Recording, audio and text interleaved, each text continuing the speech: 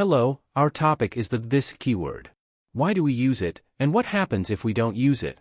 Why we need this keyword? Let's explain this with an example. I add a division element, and I call its ID division1. I wrote the ID in short form. Let's access the division1 element from our JavaScript codes. And let's assign a function call to the click event. When the delete division1 function is called, it deletes the division1 element from the screen. Let's try. Our function works great. So why do we need this keyword then? Let's add another division and see what happens. I'm adding a second division. I write the same things for our new division. I access the division element using document getElementById and assign the delete division2 function to the click event. When the delete division2 function is called, division2 is deleted from the screen. Let's try the code we wrote and see if it works. It works great. So, what is the need for this keyword? What will it do for us? Here, a smart person asks the following question: if we were to add 1,000,000 divisions, would we have to write the same things 1,000,000 times? This is where the this keyword comes into play. Let's write the delete division function with this keyword. Let's see what will happen. When this function is called, it attempts to delete what it represents with this. So, what is this in this context? The this here refers to whoever is calling it. If it's invoked by clicking on division1, then this is division1. If it's invoked by clicking on division2, then this is division2. Thank God for allowing us to add such things to the software world. Thanks to this representation, we don't have to write the same things 1,000,000 times. It saves us from redundancy and tedium. Now let's organize our codes according to this function, and run it, to see if it works. I no longer need the delete division1 and delete division2 functions. Just one delete division function will handle the task now. Let's run our code now and see if it's working as intended. Yes, it's working as we want, and our code looks cleaner. Making changes to this code, adding new things, and checking it, is easier now. However, there's one more thing in this code that bothers me. The repetitive use of getElementById and onClick has been written multiple times. Let's update the code once again. Let's rewrite this code from scratch together. This time, I'll select division elements with a class.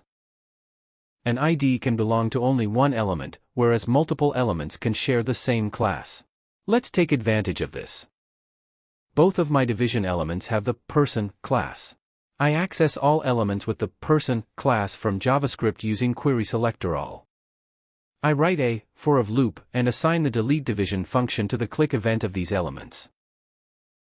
My delete division function is very simple and clean. It will delete whoever calls it. Whoever is calling delete division, it is now used within the function as this. If division1 is clicked, the function is processed as division1.remove. If division15 is clicked, the function is processed as division15.remove. Let's add a bunch of divisions and run our codes and see what happens. It works very well. Let's add a bunch more divs and try again. As you can see, my code is more organized. I've written less code. Even though I've added new divisions, I'm not writing anything in the JavaScript code, and it still works. You can probably imagine what would have happened if I hadn't used the this keyword. Let's see if our code is working. Yes, it's working nicely. However, there's another issue here. Of course, this is a nice code for just 10 or 15 divisions. But if we really add 1,000,000 divisions and assign click events one by one with a for of loop, it can cause quite a heavy workload for a browser managed by JavaScript.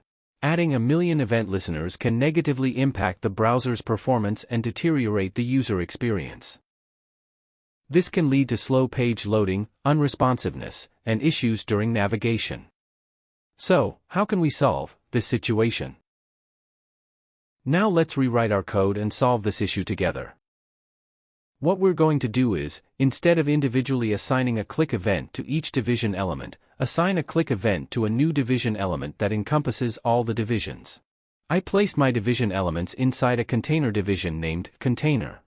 We are accessing the container division with the ID container from JavaScript and assigning a function to its click event, which will run when it is clicked. Now, let's add the function that will perform the task.